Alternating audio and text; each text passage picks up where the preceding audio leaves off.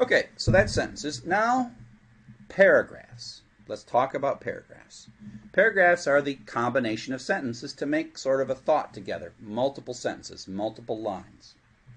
So the interactive Python that I just showed you is fine for running 1, 2, or 5, or 6 commands. But ultimately, we're going to write much longer bits of Python. And so we write what's called a Python script or a Python program, and we put these in a file. And if you went through the prerequisite, you will have seen me edit in a text editor, save the file, and then run from the Python file. Okay? And so we call these files, put .py on the end of them, py on the end of them, and we're giving Python a script to execute. So, interactive, you're typing directly into Python, and it's doing it right as you're talking.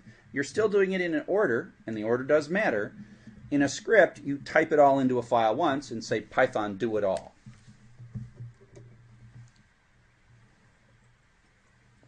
Now, when you write one of these things, there are patterns for combining these. There are things that we do to these lines that sort of treat them differently. It's like a recipe, a set of instructions.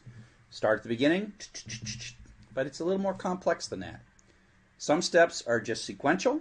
Some steps might be skipped. Some steps we do multiple times. And other times we have kind of like a set of steps we do over and over again. So here's some pictures. And here's 4 lines of Python, a little simple paragraph.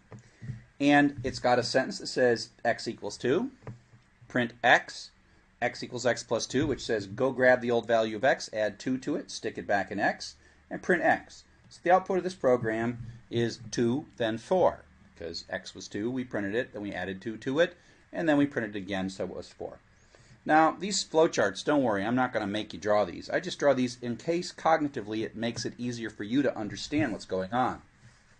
So, x equals 1 is the first step. Sequentially, it just continues on. It runs the print. X equals x plus 1 runs the print. So this is just straight through. It'll make more sense when we see a little more convoluted things. So this program just starts naturally. Python starts at the beginning and works its way down through the end. That's sequential stuff. That's the normal order of business. Now, a conditional is a step that may or may not get executed.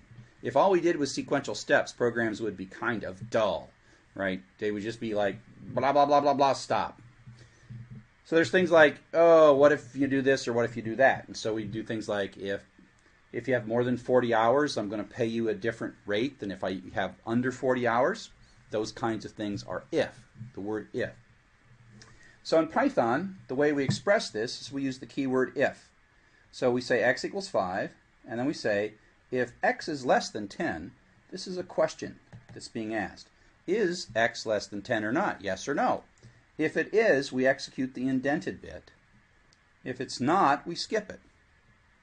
In this case, since x is 5, we execute it. And then we come back here, and we're going to do another one. If x is greater than 20, well, this turns out to be false. So we skip that. So bigger does not run. That line never runs. So the output is smaller, fini.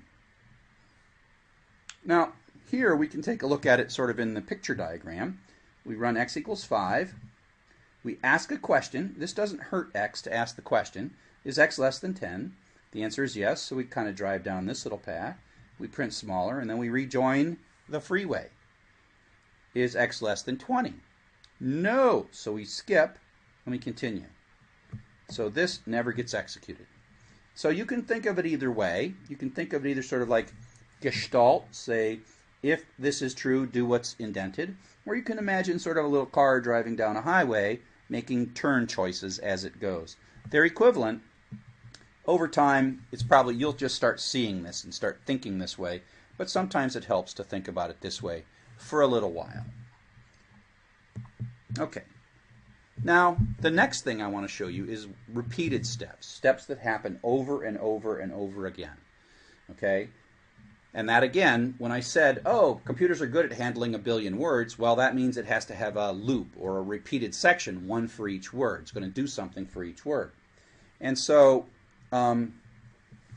So here we go, and in Python, let's pick a different festive color. Let's pick purple as a festive color. So here's our program. Starts at the beginning, sets the variable n to 5, and then a keyword, reserved word while. While n greater than 0, again, this is asking a question. This is asking a question. Is n greater than 0? That's a question. If yes, we're going to do this. If no, we're going to do that. Over here, if it's true, we're going to execute the indented part and then come back and do it again. If it's false, we're going to skip down. So it's kind of like an if, except it keeps doing it over and over and over again. So it comes in, sets n to 5. Is n greater than 0? Yeah, sure. So we print n, out comes 5. Then it says n equals n minus 1, so n becomes 4. We can change colors. Then it goes back up. Goes back up and asks the question again. N is 4. It's still greater than 0, so it comes through. Prints out 4, subtracts 1, so n is now 3. Goes back up. Is n 0? Is n greater than 0? Yes, it is. Print out 3. Subtract 1, now it's 2. So out come 3 and 2. Then it goes back up. Still greater than 0? Yes, it is. Print out 2. Or wait, now it's 1. Now we subtract 1, it becomes 0. Is it greater than 0? No, and we finally leave. And we finally drop down. And so the last thing that comes out is the print of blast off. So this is a loop. The notion that we're going to run this little bit of code 5 times. Excuse me. We're going to run this little bit of code 5 times.